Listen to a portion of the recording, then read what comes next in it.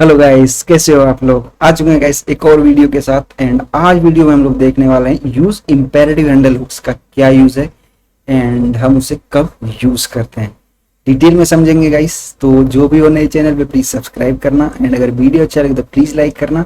तो चलते हैं गाइस एंड शुरू करते हैं, ठीक है। अभी मैंने यहाँ पे एक छोटा सा कोड लिखा हुआ है एंड यहाँ पे देखो क्या है, एक कस्टम इनपुट बनाया है मैंने। एंड यहाँ पे एक बटन है, ठीक है। इसके क्लिक पे जो रेफ है हमारा, उस पे मुझे फोकस करना है। एक तरह से जो हमारा इनपुट है यहाँ पे मुझे फोकस करना है, ठीक है। फोकस ऑन इनपुट, जब मैं क्लिक करूँ तो वो उस पर फोकस होना चाहिए, ठीक है। एंड यहाँ पे जो इनपुट है ये वाला, इसमें बस कुछ भी नहीं है। देखो एक छोटा सा मैंने इनपुट लिया हुआ बस। एंड इसके अंदर कुछ प्रॉप्स पास कर रहा हूँ, सेम उसको मैं ऐड कर दे रहा हूँ।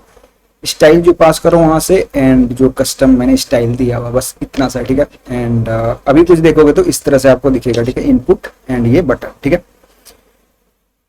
अभी मुझे क्या करना है कि यूज रेफ अगर मैं यूज करूं, ठीक है, ये वाला मैंने यूज रेफ यूज करूं यहाँ पे। एंड अगर मैं यहाँ पे लगा दूं रेफ इक्वल टू दिस, ठीक है, तो ये अभी काम नहीं करेगा, राइट। देखो अगर मैं इस पे फोकस करूं तो ये मुझे एरर देगा, ठीक है। एंड अगर हम कंसोल में चले, ठीक है, यहाँ पे तो ये कुछ बता रहा होगा मैं फोकस, ठीक है, नॉट डिफाइंड, ठीक है। इस तरह से कुछ हमें एरर देगा, ठीक है। तो ये हम उस तरह से कह रहे हैं काम नहीं करेगा, ठीक है। एंड ये भी हमारे एक फॉरवर्ड रेफ का दे रहा है।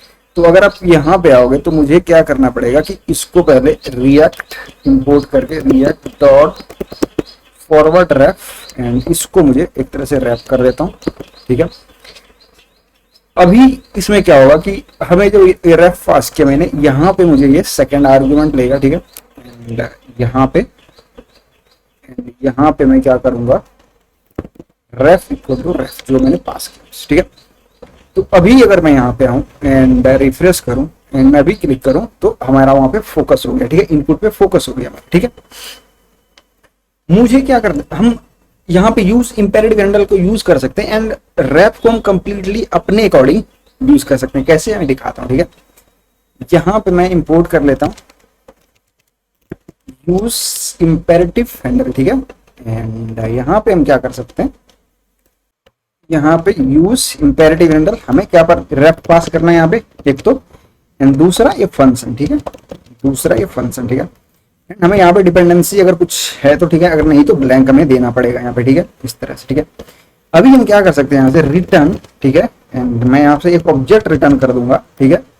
एंड ऑब्जेक्ट में अलर्ट वन, ठीक है, एक तरह से मैं फंक्शन बना दूंगा इसको। एंड यहाँ पे मैं कर दूंगा अलर्ट हाई, ठीक है। तो अभी देखो, अभी अगर मैं उस पर क्लिक करूंगा एंड यहाँ पे आऊं मैं, तो मैंने यहाँ पे क्या बनाया है, फंक्शन अलर्ट फंक्शन, ठीक है। एंड इसको मैं यहाँ पे कॉल कर दूं, ठीक है। अभी चलते हैं यहाँ पे एंड इसको रिफ्रेश करते हैं। एंड जब इसको मैं क्लिक करूंगा तो हमें क्या दिख रहा है, जो मैंने वहां पे अलर्ट जो बनाया था वहां पे, ठीक है, फंक्शन मैंने ये बनाया था, ठीक है।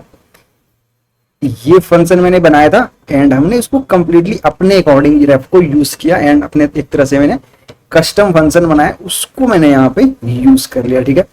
तो इस तरह से आप यूज इंपेरेटिव हैंडल का यूज कर सकते हो एंड अपने जो रेफ है उसको एक तरह से कस्टमाइज कर सकते हो, अपने अकॉर्डिंग यूज कर सकते हो, ठीक है। उम्मीद करता हूँ गाइस आपको ये समझ आया होगा।